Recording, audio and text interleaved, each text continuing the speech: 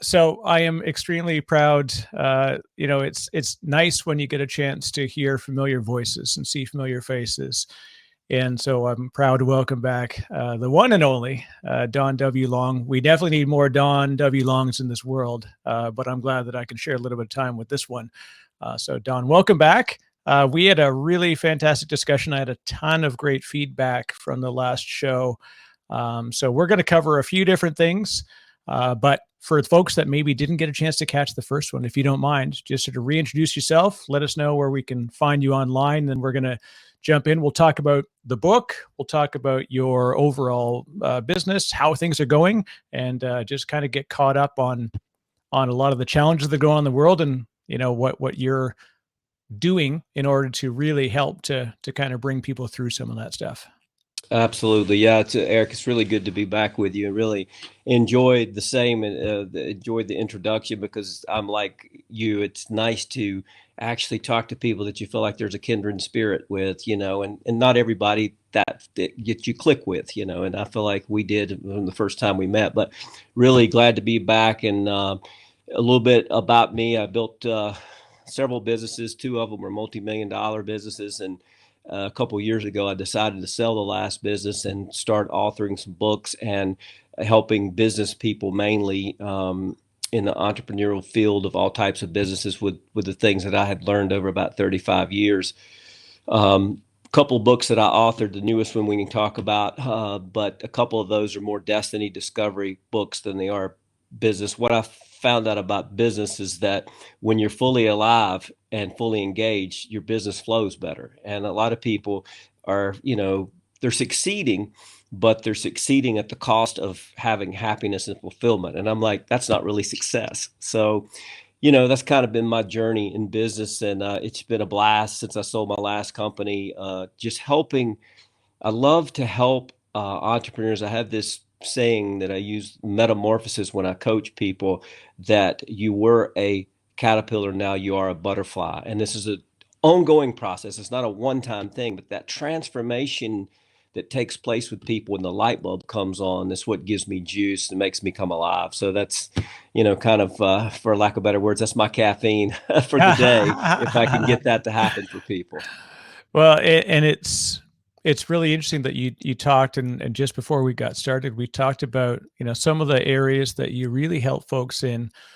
And I'm often, as I go through the sort of list of books on the bookshelf of advice books for business and life and whatever, they're very often centered around things going great and using those as inspirational stories, which they can be. Obviously, it's fantastic to look to a very positive story and a positive outcome, but that doesn't necessarily walk you through, how to recover from things. And I think, adversity and recovery is in fact the best, path to a positive outcome, because it doesn't just get you there once, because it pulls you through that experience, but then hopefully it kind of creates that muscle memory, so that if you're then presented with that situation, then you've now kind of got the toolkit to go and okay, I'm in this situation. It's not every sale is a yes, and you can tell people all you want, like, oh, every no is one no closer to a yes. Like, no, that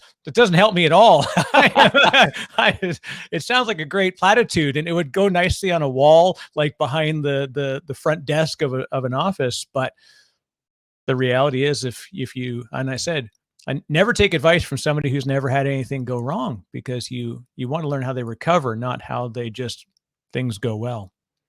Yeah, I love the quote, and I think it's Mike Tyson's quote, that everybody has a plan till you get punched in the mouth. And then what's your plan? And Yeah. so, adversity, unfortunately, I went through a hard time back in probably 2014, I think is when it was. I'm a big believer in journaling. Love to journal. I write down I don't know if you have read Psalms, but David, if you read Psalms, David is like, he's like up here one day and down in the valley the next. It's like he's a schizophrenic ADD type thing. It's just incredible to see the storyline in there so many times. And so for me, it encourages me. But for journaling, I'll write everything down, the good, the bad, the ugly, what I'm feeling, what I'm processing. And so I'm a big believer. I've been journaling since I think '04. I heard, I was actually listening to one of Tony Robbins' talks, and he talked about it, and I started doing it right after that. And it's been powerful in my life. But the thing that happened to me in that time frame was I had this phrase come into my mind. Do you know how you create capacity? And I'm like, okay, well, I get the whole thing that the power of your answers are in the power of your questions, right? So I'm like, I have no idea. And the phrase came back to me, you have to be broken. It's the only way to create new capacity. And so I was going through a hard time in business at that time where some deals didn't work out. And what I realized is I work out with a bunch of crazy CrossFit people, and they're about the craziest people that I know. And they stretch the limits beyond what I even think is possible. And I'm 59 now, so I'm almost 60. Most of them are in their, mid 30s to early 40s. So they got a little bit on me. But the thing if you take bodybuilding or working out or stuff like that, the way to build new muscle is to tear it. It actually doesn't build and grow into stronger physical muscle without tearing the tissue first. And there's a tearing and a recovery. And I did 5 talks one time on renew, recover. I can't remember. I had 5 R's, and it followed basically bodybuilding and working out, but it had to do with life. And it's like, look, unfortunately, I like to tell people, you've got to be positive. Positive people accomplish more than negative people. I don't know if you know the study, but it was a Stanford study where they did, and I think it was Stanford, somewhere out in either UCLA or Stanford, where they did a study on people who were optimists. And the optimist always over guessed how much he could accomplish or she could accomplish. Always overestimated, right? But the person who was a negative or a pessimist was always more accurate in their assessment of what they could accomplish than the optimist every time. It was amazing. So people who are pessimistic actually are more cognizant to what they can accomplish. But the challenge is the optimist was always overshooting, but they always did more than they could do as well. They always succeeded higher, but maybe not to the height that they shot for because of their optimism. And so I'm a big believer in giving people empowering mindsets, but I'm also a realist. See, you have to, at some point in time, you have to know what's real. And sometimes when you get punched in the mouth or you get knocked down or the deal doesn't go, it goes south or whatever, you don't get the contract, whatever that is, that's when you have that dark night of the soul, and you have to pick yourself up and say, okay, it's going to be okay.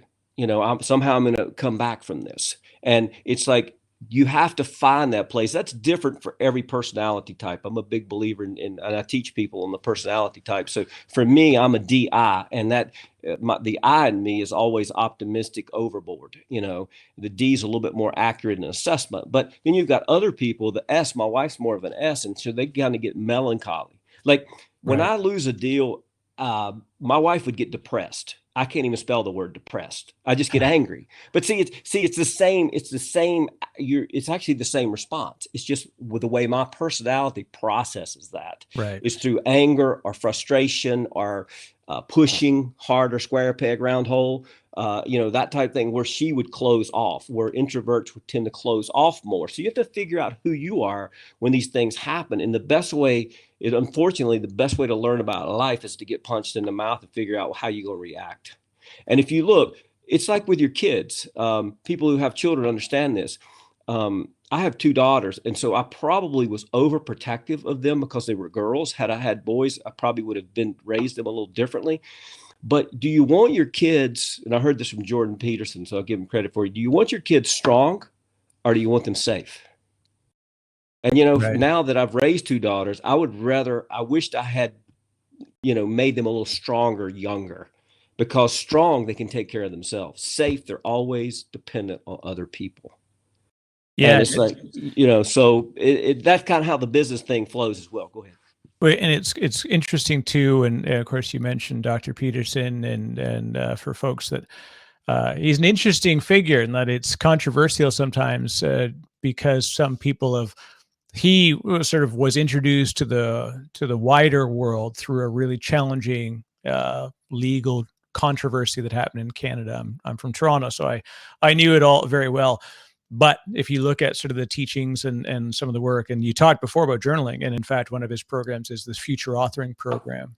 And it's very much shown that when you do this future authoring and effectively write your future, and through journaling, and whether it's daily pages, morning pages, whatever it's going to be, that act of journaling and writing it down, it's been shown across the measurement of time that it has a positive impact. Like you said, that's a great insight too, Don. Like if we go back and we can find, there are studies that actually back this, that I said they'll be more accurate. If you aim low, you're going to hit the target. Yep. So you'll be 100%. You're good on your projections. Yep. Versus somebody. Now the interesting thing is now it becomes the balancing act of, like you said, with you and your wife, where you process the negativity through to a different internal emotion and different internal reaction, and that will in fact motivate you, and so that same thing can demotivate her. So there's the neat thing of like taking different personalities and sort of mapping those reactions, and really a lot of it is, like you said, it's teaching yourself the process of getting through it and observing, really like getting introspective and saying, hey, okay, so that didn't go well. And it's very much what can I do about this now? And what would I do differently in the future? And the hard part is what I'll do differently in the future. It's very easy for us to say like, all right, I had a really rough day today, and I'm not going to let this get to me. And then 3 days later, you have a rough day, and it very much gets to you. It's where the human machine is built on the lizard brain. We get this sort of amygdala hijack, the fight or flight reactions. All these things they're born into us. And unfortunately, we're fighting science, and we're fighting a lot to get through it. However, there are great techniques like you talk about of where we can actively kind of like look for how to recover, how to build those things. And then it's nice to see, like I said before, you're not just going to come here and say, hey, just wake up, do your jump up and down and say, I feel great. I feel great. I mean, that's incredibly positive and does good things. But if that's all you tell people, then when it comes time to the adversity, like you talked about your daughters, like there may come a time, and we all make that thing. I don't mean to call out your relationship with your daughter specifically, but anybody that we protect, we're protecting them now, but we're actually not protecting them in the long term as a result. That's right. That's exactly right. The thing about it is what I try to get people to understand, because you're right, we have that intuitive fight or flight built into our system, and the only way you can't always avoid it, every time, but there is a way to reframe it through meaning. And if you can reframe things through the meaning, then that flight or flight doesn't quite get as aggressive on you and make you do stuff that you wish you hadn't done. So I tell people, that life is lived in the valley floor. I like going to Napa. I've been 3 or 4 times, and the richest fruit and the richest Cabernets in Napa are in the valley. They're in the bottom of the floor. That's where the richest soils are. And so I really got a good lesson when I was out there. And I realized that most of your life, if you take the 80-20 rule, it's usually always right. 80% of your life is going to be lived in the valley. And only 20% at most will be what I call mountaintop experiences. And so, it doesn't mean that the 80% has to be negative. You're actually growing in the valley. The valley floor is where all the growth in your life happens. The pain is a great teacher as long as it doesn't become a jailer. And so what happens when you're going through a process and you didn't get the deal, or whatever it is that didn't happen that makes you go over the edge of the ledge, the key is learn how you react. Don't worry about how your spouse reacts, or your friend, or the person on the other side of the client aisle, so to speak. But how do you process that? It's important for you to learn that, because when you know you, Socrates, to yourself be true, and to know yourself, right? So when you know yourself and how you're going to react, it actually puts safeguards around you for future impediments that are going to show up, because they are. you're going to run into the donkey in the road again. You're going to run into the stick in the mud. You're not going to, life sucks and is hard. Get over it. I love the book, and I forget the guy's name. I think it's Scott Peck. It's a classic. I don't really like the book; is kind of a he's for me, but he's a famous psychologist guy, and the name of his book is The Road Less Traveled, and it's off of that quote. But in the very beginning of the book, he has this statement. When you turn to page 1, it says, "Life is hard. Get over it." Yeah, that's I got bad news for you. This is how it's going to go. It is. Well, and it becomes the old sort of statement of, and I don't know the origin of it, was if you don't like something, change it, and if you can't change it, then change the way you think about it. That's right. There really will be opportunities where, we're just going to have to face these things, and it's a matter of, what do we do to compensate for it? And you and I, we talked before a lot about this, the way in which it affects business and general motivation, and we talked a lot in the past about sort of the spirituality, and it's interesting too because we often see this mixture of folks that can be not religious but spiritual, and when we look to it, what is it that draws them to that style of being? And often it is they're a little closer, where they're seeing like the parables, literally like the things, the comparatives that they can have, stories from elsewhere where they can take them and bring them in. And quite often it's seeing beyond to a greater thing, a thing that's an outcome that I can't control. Absolutely. Even if if we say a greater being, whatever, if literally just talking to pure spirituality, you see there's a thing that you cannot control, but it's been given to you as a lesson. Mm-hmm. Those are the times that you grow. Go ahead. Yeah.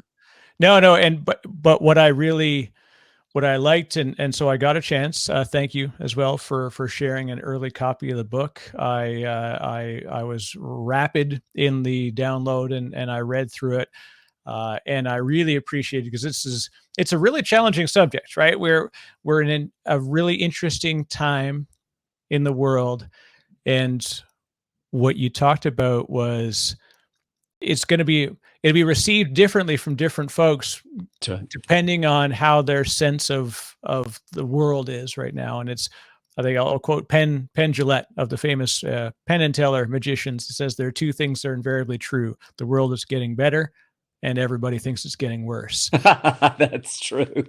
And by many measures, things are vastly better. Worldwide, countrywide, even locally.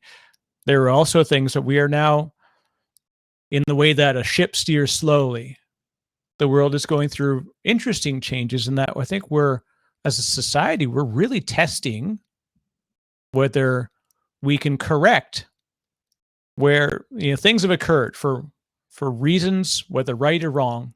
There's been behaviors, there have been things that have occurred for decades, centuries.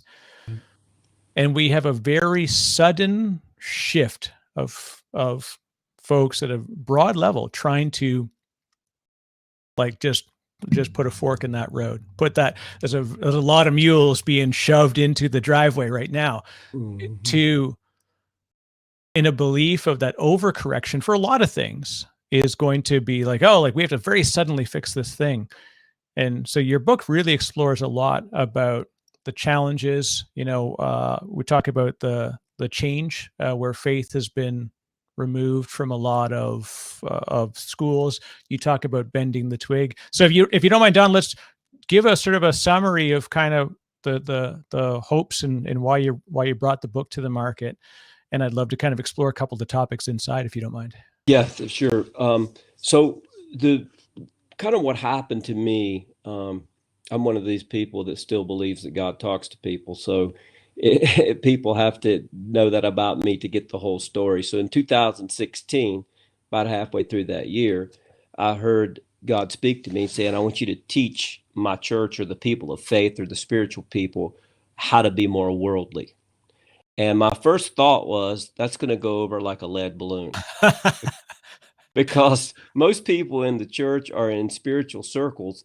want to escape from the world and or remove themselves from it, at least in their experience of life in the spiritual path. And so for me, it started this journey where I wrote my first book, The Blueprint of God, which is more of a personal discovery, destiny type discovery book, which kind of goes through the processes of these 7 steps of you arriving to who you are, I believe, in the highest form that you can get to.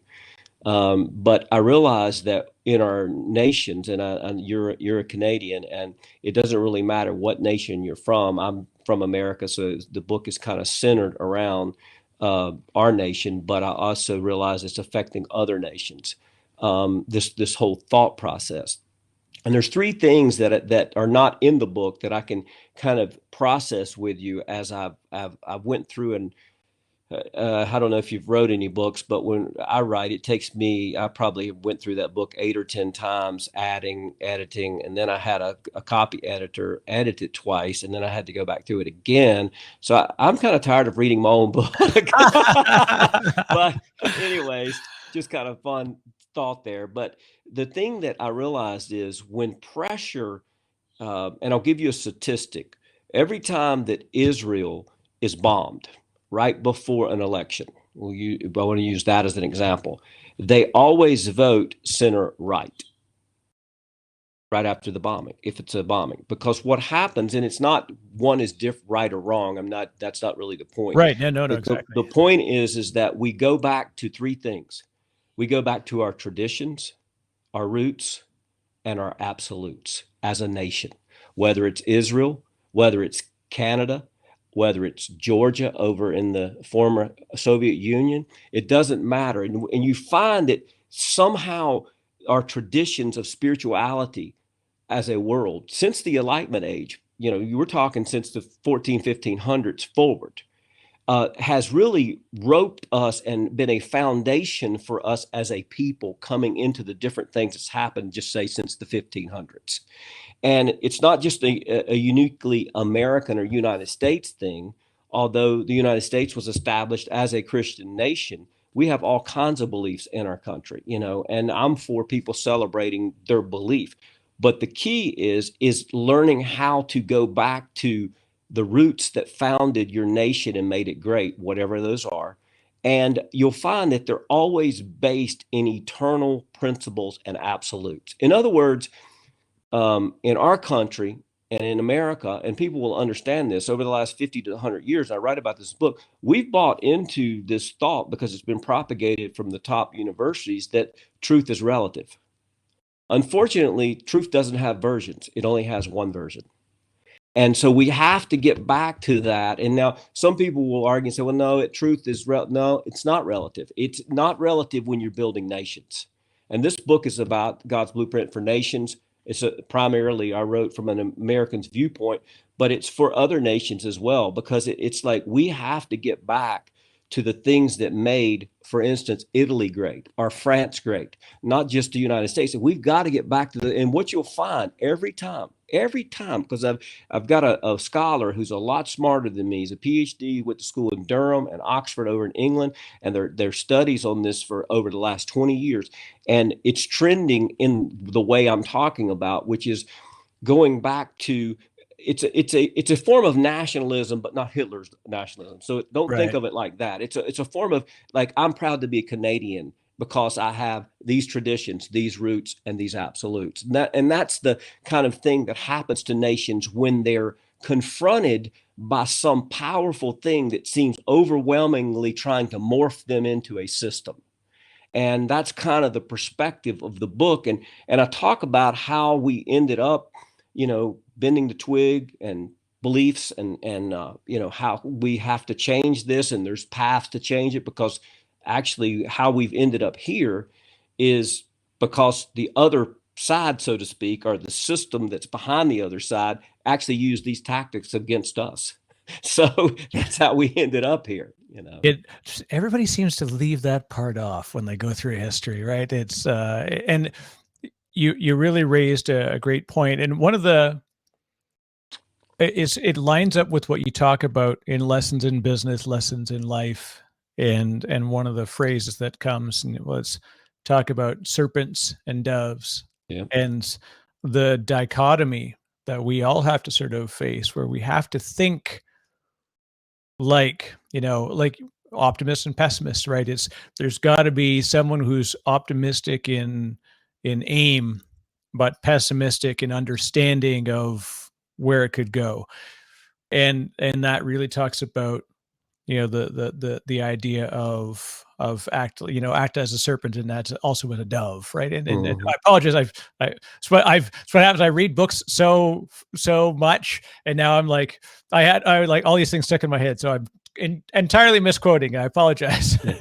And I've got it written down too. But the goal is, as people, how do we welcome that dichotomy where we have to see the risks and the potential, the negative potential that's always there, but yet, do so without bringing specific harm. Mm. Edmund Burke has a great quote. I think it's in the book. I put a lot of his quotes in the book. And it goes something like this.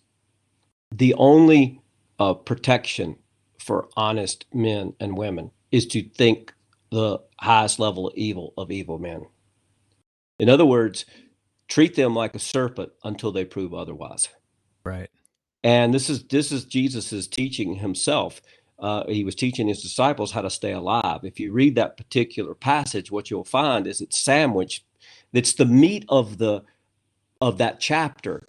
And within the meat of that chapter, you have a slice of bread on top and a slice of bread on the bottom. The slice of bread on the top, he tells us, and these are the closest to him. These are his personal people. He says, look, I'm sending you out as sheep among wolves. So I grew up on a farm. Sheep are dead meat with wolves. They have no protection. They have none, right? They don't have any. So he tells them, first of all, if I want you to understand, you're going to die if you don't learn how to use the wisdom of the serpent. Okay, number one. Then he goes on and says, be wise as serpents and harmless as doves. And then the second slice of bread, he says, oh, by the way, they're going to take you before councils and synagogues, and they're going to beat you, put you in jail, and possibly kill you. So in the middle of this sequence of death here, death there, we have the meat of what he's trying to get across. And this is the way I would paraphrase it. He's saying, look, boys, if you want to live a successful life, you have to learn how to be wise as serpents and harmless as doves and marry the two. And what I've found in life, and especially around spiritual people and Christians as at large, is that we've got the nice part down. We have the harmless part down. We just have not understood what the wisdom of the serpent actually looks like. As a matter of fact, the first book that I wrote on the subject, The Blueprint of God, you've read it, I think, but I started, the title was going to be The Wisdom of the Serpent, Saving the Systems the Father Loves. That was going to be the original title, and the publisher talked me into a different path. And I go through a lot of these things in that book more profoundly than I do in the God's Book for Nations, or a Blueprint for Nations. But the context of it is where I got the foundation. And what I realized is that if you go over to Luke chapter 16, what you'll find is you find another parable. And it says the sons of darkness are wiser than your generation than the sons of light. Basically, they're smarter than us. That's what it says. And so I started this whole thing of praying through this and grappling. Why is that so? How can that be so? That doesn't even seem right, And so that's the marrying of the two things that were taught that are going to be in the book, of the foundation of how you deal with the world system around you. In other words, for a lack of better words, people in business will understand this. Trust is earned, not given. You Right. never give people trust until they earn it. I mean, it's like that. It's that simple. But a lot of times, spiritual people are a little bit gullible and naive. It's what I found. And we want to be. We don't want to believe. In other words, if I don't know you, Eric, I don't want to believe that you're a serial killer or that you're evil. I don't want to believe that about you. I want to believe that you're a nice guy and you love your wife if you have one, and your kids, and that you're a nice guy. That's what all of us want to believe when we meet a new person. We don't want to believe the worst about them. Unfortunately, according to Edmund Burke, and I believe it's true in the time we're living in, the only defense for honest men is to assume all possible evils of evil men. And there's another quote that I really love. He says, though, and this is where we're at. And I think this is where people like us, whatever nation you're from, have to get involved in our local politics. I realize politics is a dirty word, but if we don't start making it clean, we're going to suffer the consequences. And one of his quotes, which really shook me and it started this path for me, was that the good men who refuse to get involved in politics are women, both genders, who refuse to get involved in politics will be ruled by evil men. So if you refuse to get involved in the dirty process, guess what? You're going to be a slave. Do you want, I mean, it's like, that's the option. It's like, so I think for me, of course, you can tell I'm an evangelist and kind of passionate on this subject because I wrote a book about it. Actually, I have two, but I am really trying to look for middle ground with people too, because I realize everyone comes with a plethora of beliefs.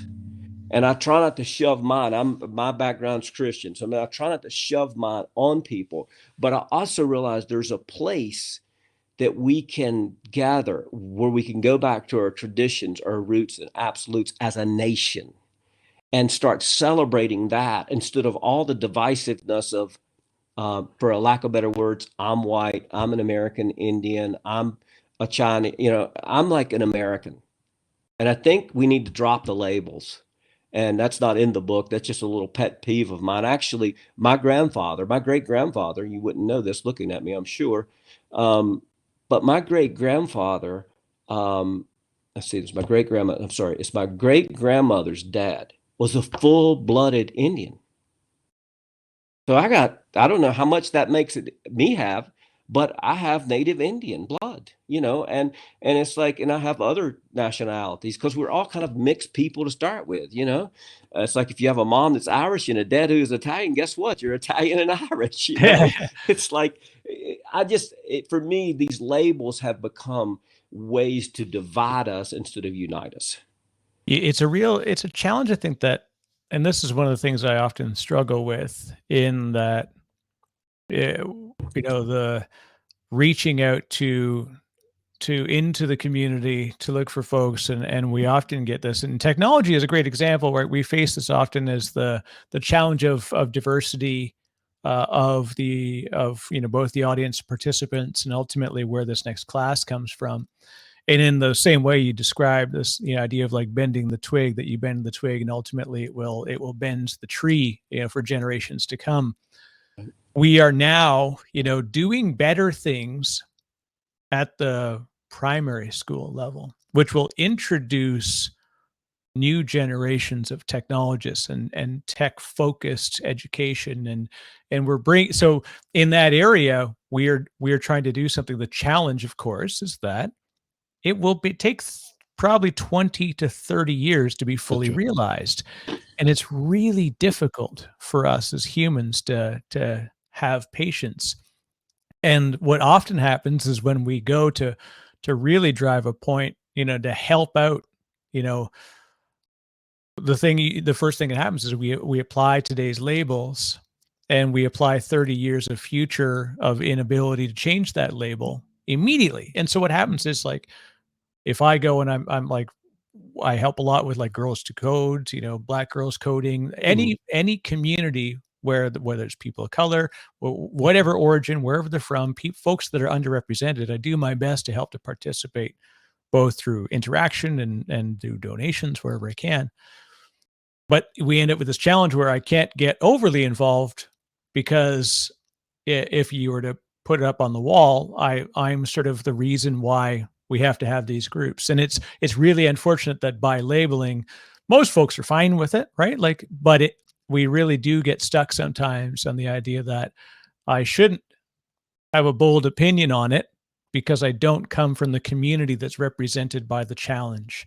And I really get sad by that because I think it really truly takes both sides, right? That we have to, as a broad society and a broad community, always reach down to anybody, when regardless of the color of the hand or the origin of the family.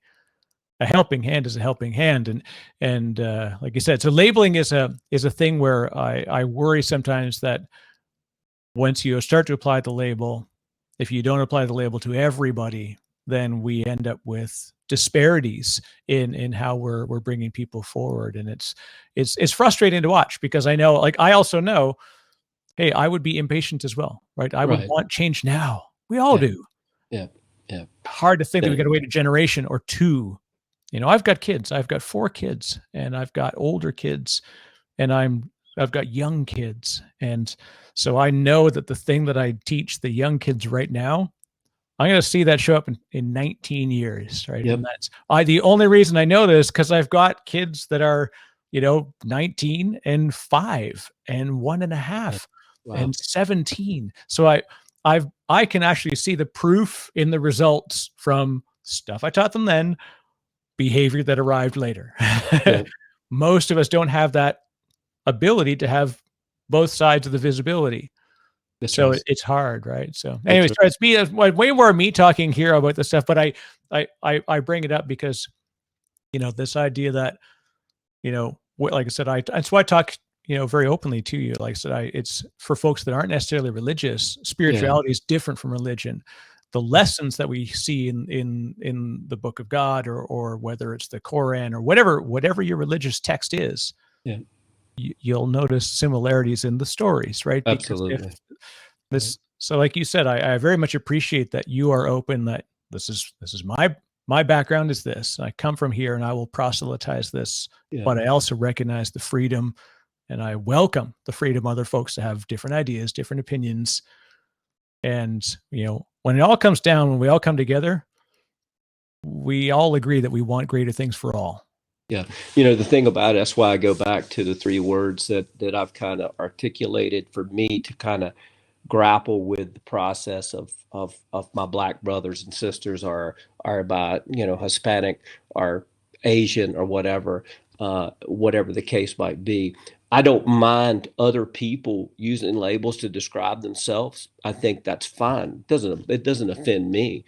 It's just I hate to see people, especially politicians, put labels on people, and people who are in that, maybe that particular community, and they're just doing it to make money. I mean, let's just be honest, and so I hate to see that. It's almost like pandering to a class of people, but you're getting paid to pander. And to me, that's no more than prostitute, and I was like, I hate those type things. And it hurts the community, whatever the community is. And I realize that if living in America, I'm in the majority, just by the color of my skin. But if most people met me walking down the street, they'd have no idea that I was half Native American. Right. It's like, because I'm not really that. I mean, I get a little bit darker when I get sun, but I didn't know that until I was grown, and my dad started talking about some of the heritage of my grandmother, or actually my great grandmother, and it was like, fascinating to me. But you wouldn't know that walking down the street, meeting me, that, my people, for lack of better words, have suffered under the hands of the tyranny of people that had the power, and so I don't like making it about white or black or brown or Hispanic or Asian. I like to make it more about national roots, Right. because it's like, to me, let's figure out how to make Canada great again as a whole people. Let's figure out how to make America great again as a whole people, not as one class. And let's figure out how to make France that the best place to live in the world again. Great, with the great wines that they have there, the Bordeaux's. I love Bordeaux's, the bigger red wines. And so I'm a cab guy, so that's what I like in France. But it's like, Italy. I spent 3 weeks in Italy in 19, and I loved it. It was such a just cultural, it was so. It's hard to. I don't know if you speak other languages, but I only speak English. So when you go places and they don't speak your language, man, it's tough. It's Yeah. like, it really is, And it was like, we went to several places where they really weren't fluent. I assumed incorrectly that most people in Italy spoke English. Well, that's not the case in some No, places. once you get off the airport grounds, it's a little harder to find English native. Like, definitely more so now, I think, just because of but even there, like in France, and it's funny, I read French. I don't much more than I speak it. So if I go to Montreal or I go to Okay, Paris, cool. either way, I can get around just fine. But it is funny that there's this really weird thing. You just go somewhere and you realize, like, I flew through Germany on the way somewhere, and as I'm sitting in the airport, I was genuinely concerned that I was going to get into a problem because I'm like, I don't know where I'm supposed to go. I now have to go through passport control a couple of times, and so you're sort of like nervously sitting there holding, and this is of course me that I fly around and I travel with a microphone. So nothing, let me tell you, Don, there's nothing more easy in getting you pulled aside in an airport line than traveling with an 8-inch aluminum tube filled with wires. Yeah. It looks pretty exciting on an X-ray. So I'd end up always, sort of like, I know this is going to get stopped. And so but it was a very different sensation, and it's funny when you bring up the phrase, sort of national pride, and we unfortunately have co-opted a lot of these phrases and words, and I think that's where I really struggle, that we are just so wrapped around the axle with the semantics of the use of a word or a phrase, whereas national pride as a nation, like literally a pride of nation, gets immediately associated, unfortunately, by some folks, to nationalism, and thus they then boop, boop, boop, boop, go back in time. When was the last time we saw nationalism? Right. So there's a long way to being proud as an American. And I'm literally going through the process right now to become an American, and I'm incredibly proud of my Canadian heritage, and I will be incredibly proud to be an American. I don't have to give up one to take on the other. That's right. So it's interesting. I'll say, as an immigrant, I'm effectively facing this sort of thing, very different experience immigration wise that I'm going through than most, but I went through a really challenging time recently with, dealing with the immigration process. So there's no easy ride for anybody, for sure. But anyways, the real point that I want to bring up, and again, you talk about it greatly, is this idea of, as a group, let's go back to kind of like core lessons and core principles. And that becomes important as we look to, the great book is for seeing this is The Lord of the Flies. If you ever read it, the idea is they take these kids and the kids they get dropped off on an island, and so they're stranded on an island. And the first thing they say is like, all right, no parents, no rules. And then the first thing they do is they come up with, like, oh, okay, well, you can't do this. You can't do this. We need to come up with some rules.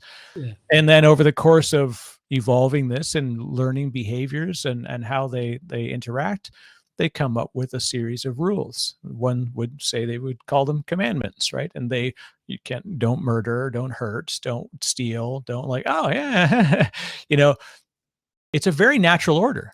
Yeah. Yeah. Yeah. It's the interesting thing about it is when I sat down and talk with anyone, it doesn't matter whether they're conservative or liberal or whatever their flavor might be.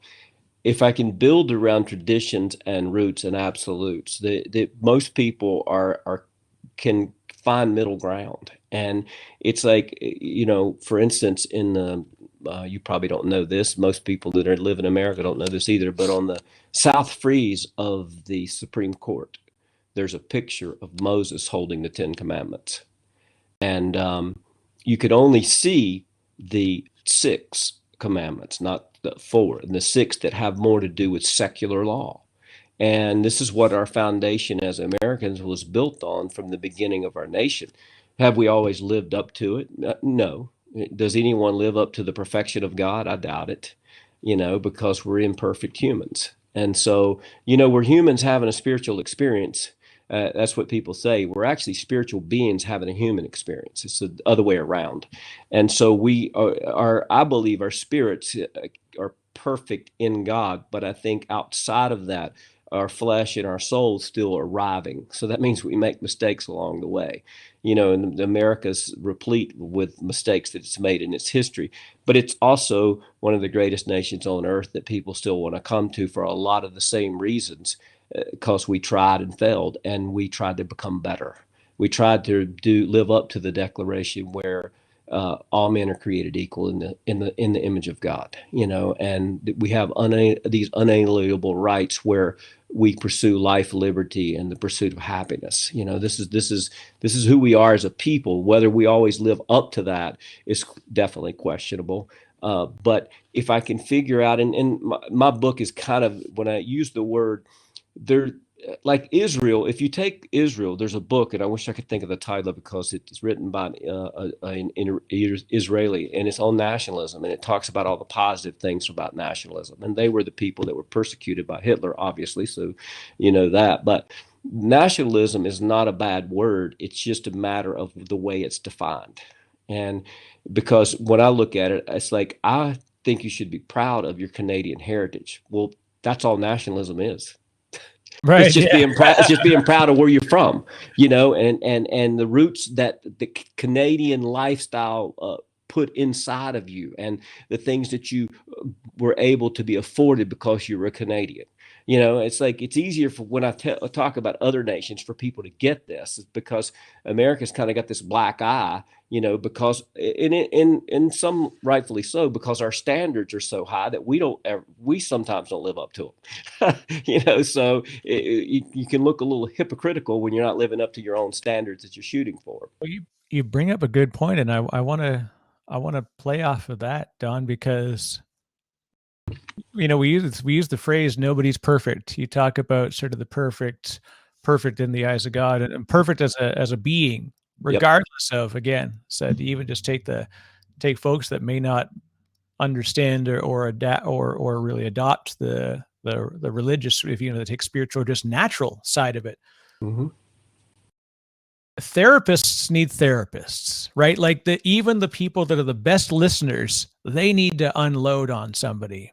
People that have the best habits break those habits. People that, like, regardless of what it is, nobody is perfect. And it That's sounds, again, like, a picture of a cat hanging from a tree, like, hang in there, no one's perfect, or whatever, like, whatever witticism we would attach to it. This is the truth. And what we have to understand is that if we don't dig in on that and don't remember that, it's very easy to go down a dark place, because you could say, like, look, I failed at this, thus I will never succeed at it. Yeah. Right. But realizing that, Anthony Robbins, we talked about before, and we talked in the past about, ever famous Tony Robbins. He struggled. He's failed many times. He struggled with his family life, struggled with his monetary life, with his physical being, and he got through it and struggled again sometimes. And the truth is that what makes it easier for folks, I think, to really believe in, his ability to, like, coach people up and motivate them, is because they know he's not just telling a perfect story. He's telling a story from a fellow that recovered, right?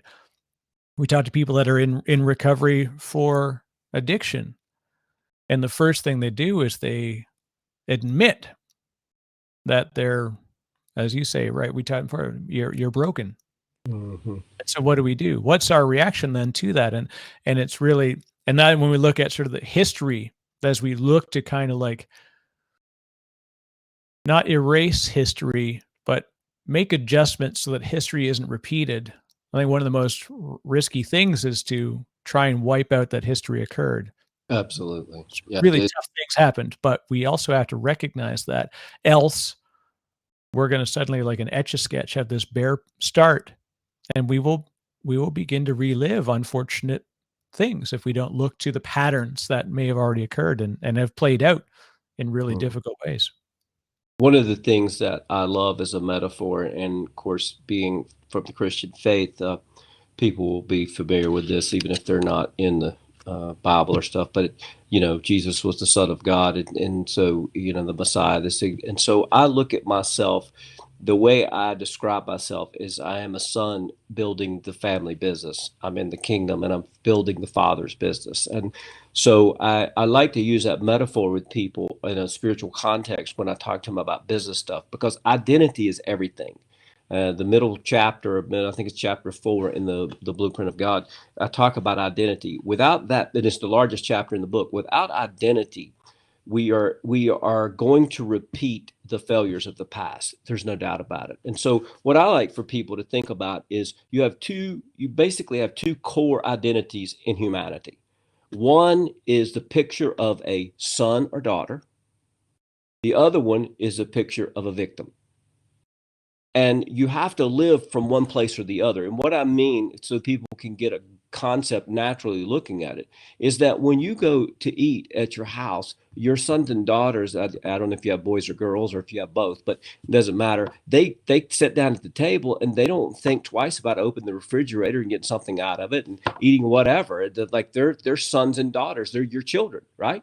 And so they're safe in their comfort, in their identity that you're their dad and that everything's well, you know. And so when we live from that point, and I'll talk a little bit about this in my first book because I had this encounter in 2006, and I won't go through it, but it so changed me that I live from that state of I'm a son building the father's business. And what happens is it helps me avoid too much time at the victim's house, meaning that when I end up in these places that I fail and I fall from the high lofty excellent thing that I put, and I couldn't do it, just like the addict. He relapses or she relapses, and they're like, oh my God, am I ever going to get free? You know. And it's like we have those same look. No one, it's like saying no one's perfect is not uh, a card so you can just go sin all you want to, so to speak, or do evil all you want to. It's to recognize your humanity,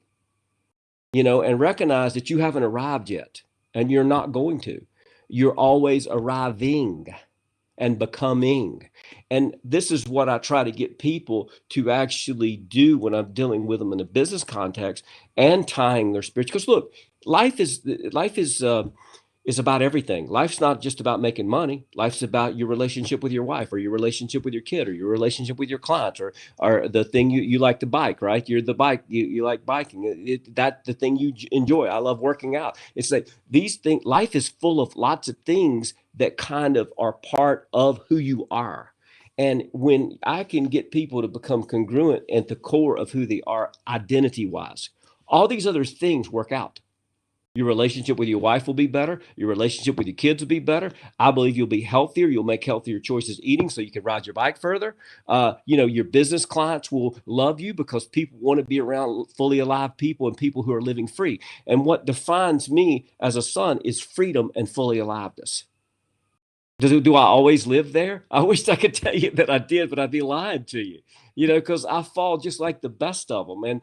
And sometimes I skin my knees, so to speak, you know, up pretty bad. And it's like, then I have to recognize, wait a minute, that's not who I am. See, this is the whole point. I do these I am statements with a lot of people, and I make them write out who they are. And I have a list of my I am statements. And so, because what you say, whenever you say I am, that's your identity, whether you mean for it to be or not. So be careful what you put I am in front of. And this is kind of like, but this is what happens when you fall and you succumb to the weakness or the disappointment or the sin. Then what do you do then? It's where we started. It's amazing. We started with getting punched in the mouth. What's your plan then? You know, and it's interesting when you talk about this sort of idea. Saying "I am" is an important thing, and it's funny. It's a nuance to the words, and even we talk about like negotiation. One of the sort of famous things in anybody that studies negotiation is the difference when you get somebody to negotiate. You don't want them to say "you're right." You want to get them to say "that's right," That's because if you're saying "you're right," then you're assigning that, and I'm not responsible for this anymore. It's your opinion. When you say "I am," you own it. that's exactly right. You own it. That's right.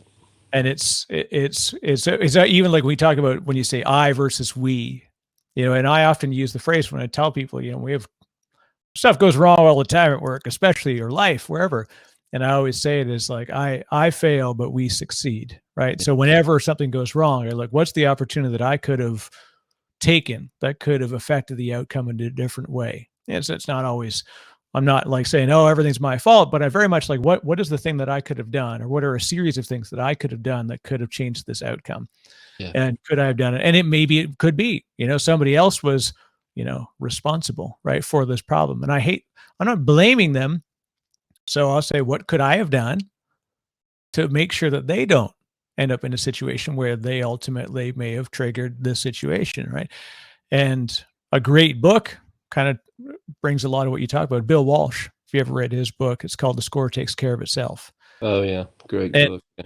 and you know, he says like he was literally on a plane, you know, crying his eyes out, knowing that he's probably going to get fired when he lands because of significant repetitive losses. Yep. And, you know, he says, look, I'm supposed to be the big coach. Like, no, he says, and I'm weeping into this thing like a child that lost a toy. He's like, Yeah. and he got through it and he figured out, I don't want to feel like that again. So what do we do? And his whole, a lot of the premise of the book is like, if you do these things, if you live by these principles, if you do these actions and you think about things in adversity and you get through adversity using these core principles and these core actions, lots of lists, a really great book for that. The Score Takes Care of Itself. He says, if you do the right thing, you know, you don't coach from the sidelines, you coach from the locker room, you coach from the training ground. I've done it. I coached kids soccer, screaming from the edge of the, like, no matter what you yell at those kids out on that field, you're not changing the outcome right there. You only are thinking, you're only doing it for yourself to think that you're affecting things.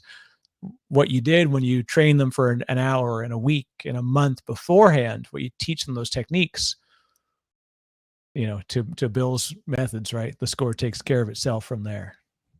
You know, the one of the greatest quality of leaders is owning the problem, because it shows the people. When the last company that I ran, I had layers of vice presidents and also next level, we called them account managers, and then we had layers of different ones of them. We had vice president of HR and sales, and so I had a pretty good staff as far as the size of it. But what ended always happening, at the end of the day, it's almost like developing a little bit of humility, when you know that. In other words, if you're playing, we'll use football. If Brady threw the ball and it didn't get to the receiver, it's Brady's fault. Well, if Brady threw the ball and it got to the receiver and the receiver couldn't catch it, then Brady still own it, because great leaders own even their people's shortcomings when they did their best. Right. You know, I'm not for trying to gloss over things. Like if people are failing and they won't fix it, that's a different thing. But I'm talking about a lot of times your team puts everything they can in it and they make a mistake or it didn't work out or whatever. In those points, it's not going to help you. Just like on the sidelines yelling at the kids, it's not going to help me to say, this was your fault. Let me tell you what great leaders do. I'm going to own that. I realize we did all we could, and I know that one thing happened, but hey, don't worry about it. We'll get it next time. You cannot believe how much just that statement and similar syntax of those words have caused people to be so loyal to me who were at every level of leadership in my company, because they knew I wasn't going to, you know, if they kept making mistakes, then we tried to correct it. That's a different whole issue. But I'm talking about, by and large, great leaders take ownership of the failure. Right. Because it doesn't do any good even if the people made the mistake and it wasn't you, it's still not going to do you any good to beat them up. That's like yelling at the kids on the sidelines, right? It's like, it's not going to accomplish anything. You got to wait till you get in the locker room and say, okay, all right, so Johnny, we've got to do this. We want to try to, you know, whatever the soccer term is. I don't know anything about soccer, but in fact, one of the guys that I coach used to be a professional soccer player, so he knows everything about soccer. But I know him, so I don't even know the rules of soccer. But the point is, it's like you have to do the coaching in the locker room. It's such a great metaphor, because it's like you can scream all you want to on the sidelines. It's too late. You either didn't coach well enough before you put the kids on the field, or something went wrong. Own it and show them how to implement new things the next time they play. It's definitely it becomes the challenge of any leadership, really. And another great book that I recommend to a lot of folks is called Legacy. I forget the author, and I feel terrible that I don't have it handy. But it's about the New Zealand All Blacks rugby team. Okay. I've heard about that. Yeah. Fantastic book. And it reminded me so deeply of my team at work. And one of the great stories is that that after a winning game, the reporter comes back in. They're generally not allowed in, but this fellow was given full access to the team for this period of time, which was very out of the ordinary because they didn't want anyone to kind of interfere, but they also wanted to welcome people to see how they did it. And it was like the 2-star players that had scored the most, that had led the most. When it was time and they finished and they won the game, they go back to the locker room, and then they're sweeping the locker room as the rest of the team goes to celebrate. And he has this real sort of moment. He's like, well, why are you're the star players? And they're like, we are a team and this is what leaders do. And I remember we had a huge company event one time, and that literally played out with nobody having read the story. It was like everybody was left like, okay, everybody go to the place. We're going to go have drinks and dinner and relax. And it literally was, my team, the leadership team. So everybody that has executive in their name is there literally picking up chairs, stacking things up so that we can make sure that the people that were taking care of the catering didn't have to take care of it. Right. Mm. And it was just, it really stuck with me that this is what teams do and what leaders do. And, and again, we look to how it plays out. We have stories, and we can find these stories now and folks that are doing it, right? Like, so you're coaching and mentoring. I'm curious actually, Don, how do you sort of choose either first a mentor and also choose who you can coach? Because I know you probably get a lot of folks who've come to you and said, Don, I know you're a great coach. I'd love to bring you on. It's not an automatic thing, right? No, I typically, there's 4 or 5 things that I really look. I think if you actually, I think it's on my website, but if you go and apply, then what happens is there's a couple things that I want you to, answer before I consider working with you. But for me, the biggest thing is having, I don't like to coach people personally who are not already some type of leader, because it seems like I don't do really well hand holding.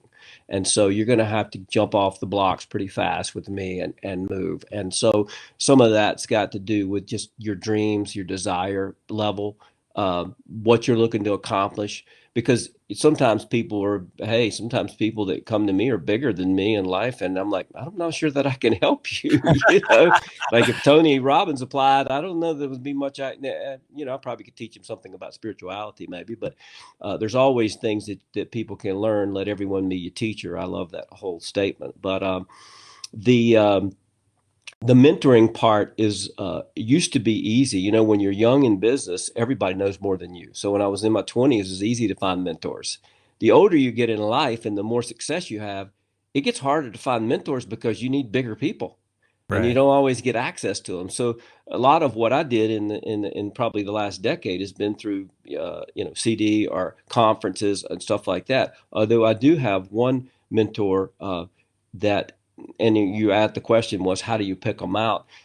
I want someone who inspires me when I see them, or I see some greatness already in them that I want reflected in myself. And so that's kind of the core of what I look for. And it could be in business, it could be in the spiritual sense. And that's kind of the primary driver for me. I want to look up to them and know that they've accomplished, and know that. And one of my mentors is Lance Wallnau, who has wrote a couple books, and he's kind of a business futurist guy, and he's really a great guy, and he gives me as much time as he can because he's a busy guy.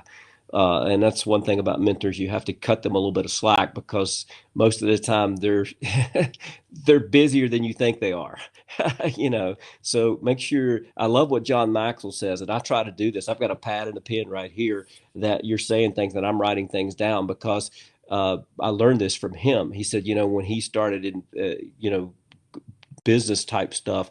He wanted to learn from mentors, and he would call people that he could get their number, and he would pay for their lunch and go have a 2 hour lunch room. He never ate. He took a pad and a pen and he wrote notes down and asked them questions and paid Oh, for wow, their lunch. yeah, that's really And I cool. thought, man, that's such a great lesson. And to this day, if I go to meet with someone that I consider over me, for lack of better words, I always take a pen and a pad, It's because number one, such a I great don't want to. opportunity, right? Like it is generally, and it can be done in such an easy way of like, because they're generally willing to share, right? They love that's being leaders and being those who've gotten through something. The greatest thing is when you can pass that along to someone. One of the greatest things that's a lift for a coach or a mentor that you're going to see is taking that pad and not just taking it so you can take notes, but also have 4 or 5 things wrote down you want to ask them, because that makes them know that you took time to think through what you wanted from them instead of it being haphazard. And you'll see that they see that you value their time. Right. I learned this lesson from Chet Holmes. Chet's no longer with us. He was a peak performance coach guy. He worked for Charlie Munger, who was Warren Buffett's partner. Small investment fellow. Yeah, I yeah. think So we've heard he of him. worked for him, and he tells the story that you had to make appointments. I mean, he worked directly for him. He ran magazines for him, and in order to meet with him, you had to set an appointment up. And when you came, you better have your pad and pen, and you better have the notes, and you better be on top of what you needed to ask, because you only got a few minutes.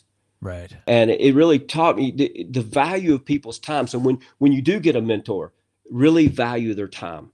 Be considerate of their time. And then if you can't get the mentors you want, hey, look, that's the wonderful thing about self-help stuff. You can get books and you can get CDs, you can go to conferences. I mean, there's so much at the hand today that we didn't used to have 20 years ago.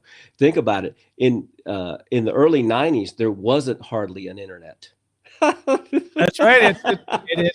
It is amazing to think that we have already very much taken for granted the ease of access to things. But even with that, even though we take it for granted, the one thing that we don't do well enough, and I sort of pull on I think Tim Ferriss said this. He's like, if you want to ask something of somebody, you got to ask.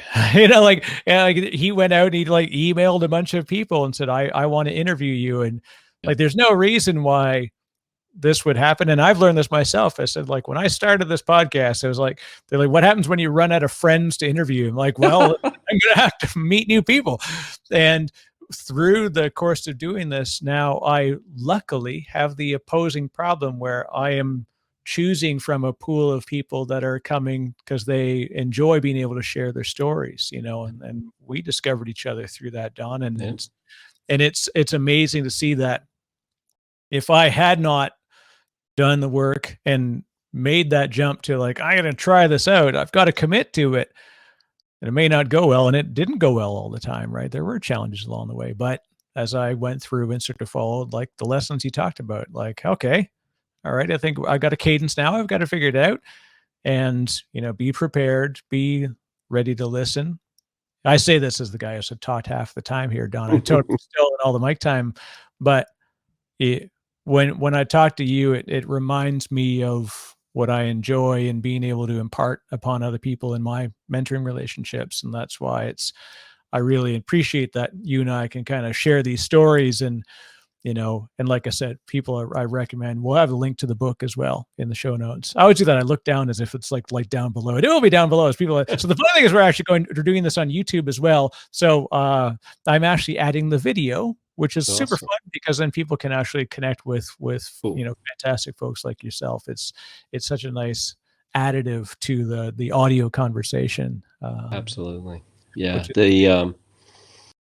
It's been a crazy journey. One of the things that I wanted to offer, we talked a little bit of this in the beginning, is I have several business type products, and I don't, your audience, I'm sure there's some business people out there, so maybe we can set up something where, every month or 2 or 6 weeks or whatever, we can tackle some business titles and products and just different things. I have one that Chet helped me develop. Actually, it's called I haven't really named it yet, but the working title is World Class Business Systems, and it's about 25 1,000 words. I think I'm going to make it into more of a workbook instead of a published book. And I go through 12 things that I worked on in both of the multi-million dollar companies that I built. And I teach people how to work on the business. I work on systems and work on different things. There's actually 12 in there. And the way I teach people when I mentor them is typically I'll start with one a month, and they implement one a month. But there obviously one of them is on sales. So if somebody's lacking in sales, they might go right to number 3 or 4 and start working on that one and work backwards or forwards. It's no rhyme or reason to how to use the system as far as the topics that you teach on. But it's a great system because most people don't understand that running a business is a lot more than, just going and getting clients. Yeah, there's a if you'll be lucky far more than right if That's that right. if you get success that way. It's and and really the thing is the lessons that you share here and through the work you do is it's also bringing the hard lessons. I think it was like Andreessen Horowitz, was like both sides of that have shared. Ben Horowitz, and it talks about this one book's called The Hard Thing About Doing Hard Things. Mhm. And it is talking about the real difficulties that happen. Unfortunately, we in business, no one wants to spend time on it, because you don't want to celebrate failure. But in a sense, the best thing you can do for bringing someone to the business world is like, okay, here's some signals you should watch for. And this may be indicative of a greater issue. Here's how you build and scale. And we talked about before, like when you choose somebody as a mentor, you look for somebody who effectively has walked a path that you wish to walk. Mhm. And so at your level of where you would seek a mentor would be very different than somebody who's looking to just start a 3-person startup. Yeah. You may be able to add incredible value to those people. I don't doubt you could. Right. But if you're wanting to get a brand new startup off the ground, you're probably going to want to talk to somebody who's done it 2 or 3 times, and maybe they didn't even grow it to a multi-million-dollar business, but you want someone that's has walked that path successfully Mhm. Absolutely. and can get you through there, but not all, as they say in the Top Gun line, I'm not here to blow sunshine up your ass, kid. Like Mhm. we're going to tell you some hard stories and we're going to experience them. That's part of, that adversity that makes us better as a result. Absolutely. Absolutely. Well, Don, I know speaking of time, I know I've got limited time with you today, but it's been an absolute pleasure. Thank you for sharing this time. We will definitely get reconnected. I'd love to share some of those lessons and stories on the business side with folks. I know our listeners, like I said, I got great responses from people that loved the first show we had. So I hope they do, enjoy this. It's, and, I very much appreciate that you very openly share these stories and these lessons with everybody. Absolutely. That's my joy. At the end of the day, I figured out over the past, I don't know, 15, 20 years, what gives me juice is actually personal growth personally, and then being able to contribute. Well, you don't have anything to give if you don't grow. So I love giving stuff away. I love I have a spiritual mentor who has this quote, and I think it's so accurate about life. He said, "What feeds me feeds them." So them is the people that you are wanting to give life away to, the answers to, the be there to console them when maybe the overwhelming problem shows up, and seeing that glimmer in their eye when that transformation happens, man. That's what gives me juice. It's like I get up for that every day because it's like you can give stuff away to people. I went to Whole Foods today to get some stuff at the grocery store before this podcast, and it's like, man, I can give stuff away to strangers. I don't have to know them. Yeah. It's like just being able to give life away. It's because there's so much out there that takes from you. It's like learn how. One of the things and I know Tony makes his statement, but it is really true. The reason for living is giving. I mean, there's really nothing that juices me personally more than being able to give some sort of tidbit some sort of insight, some sort of maybe one line or something out of one of my books that actually, when I'm looking at the people in the eyes and they get it, and I see the light bulb go off, and it's like, man, that is like what life's about.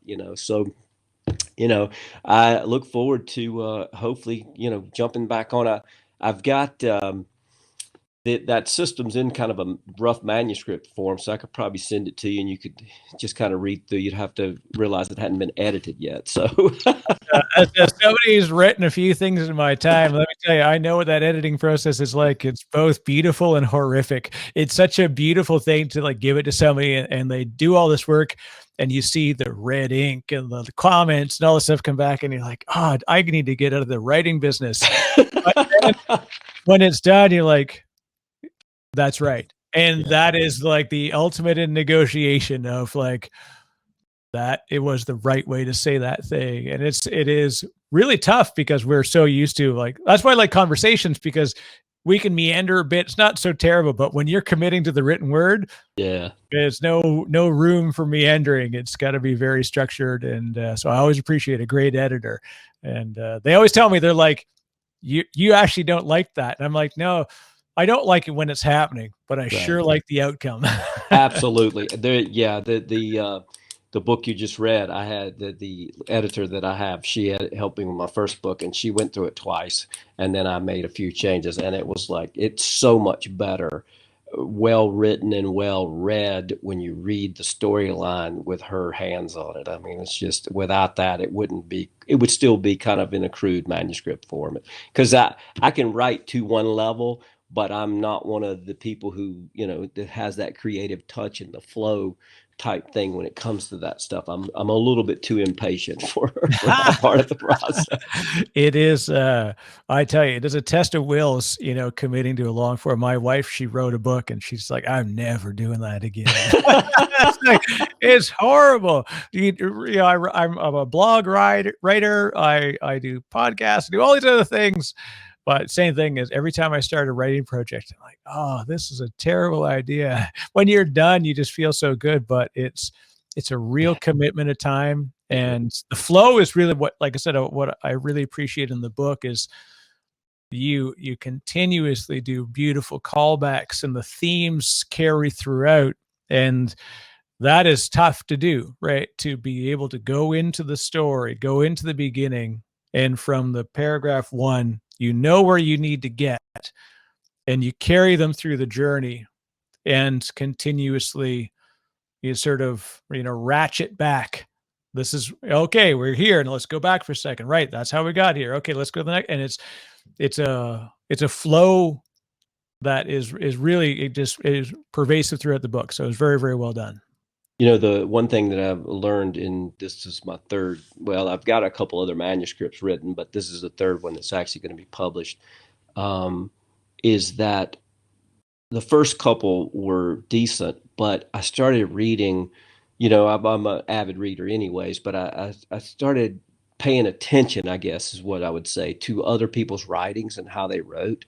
Right. And I kind of fell in love. I read the 12, I forget the name, the 12 Rules for Life, by Jordan Peterson. I just love storytelling, thing. And I'm like, I grew up on a farm, so I have a lot of stories to tell. I mean, I've kind of done a little bit of everything in business. So like, how can I put that? And I tried to put a little bit of that flavor in this third book, because, I actually got done with it. And I read my mentor's new book, and he was telling stories in the beginning of every chapter. And I'm like, I got to go back and tell some stories. I can't do it. So I went back to every chapter and kind of made it flow a little bit better before I let the editor get a hold of it, because I really wanted, it to flow well and to tell the story in steps, phases, and then put together.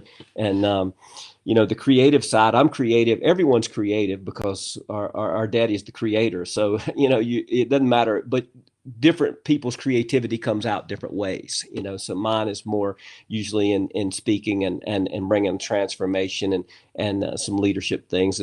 Writing, I'm good. I'm getting better at it, but it's hard for me because I have to really work at it. I have to put the work in, It's kind of like poker, like stud poker. Turn one, burn one, right? You got. Unfortunately, you got to put a few out there.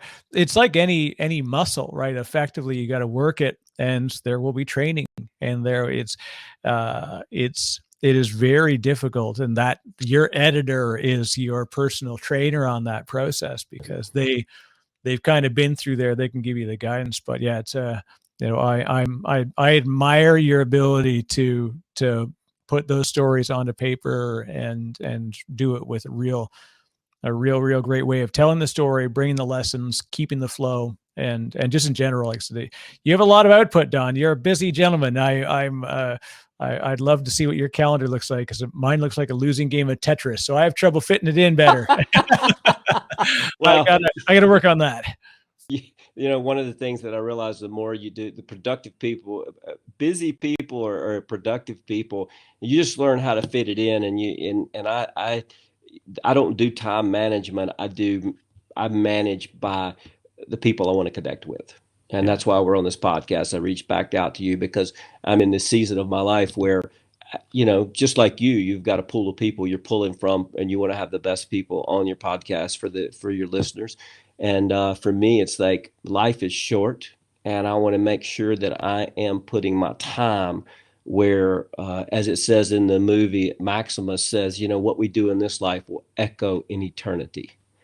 And I love that statement because I want my life to echo in eternity, and I want to spend it with people who want to change the world and make it a better place. Because that's kind of one of my core thesis of what I live for as well. And so I think you're one of those, and I'm sure your listeners are those type of people and living up to that level. So. And for that, I thank you. And with that, it's been a pleasure. So Don W. Long, for folks, of course, if you're watching, you get to see, I made sure you got your website there. It's donwlong.com. I'll have links to your website, to the book, to the other stuff in there. I also did I went through your audio course and a lot of other stuff. So yeah, very much appreciate it. So, and any other ways, what's the best way if folks did want to reach out, Don? Social media, email, what's your sort of favorite? Yeah, I mean, I have a coaching at donwlong.com. It's coaching at donwlong.com is the easiest email to reach me at. And, I'd love for people to check out the new book. I don't know when this podcast will come out, but it's coming out about the second week of February publicly, but it's actually out on Amazon now. Just looking forward to connecting with you and your group here in the near future, maybe talking about some business things. Let's do it. So I like it. All right, Don, thank you very much, and we will talk again soon. Sounds good.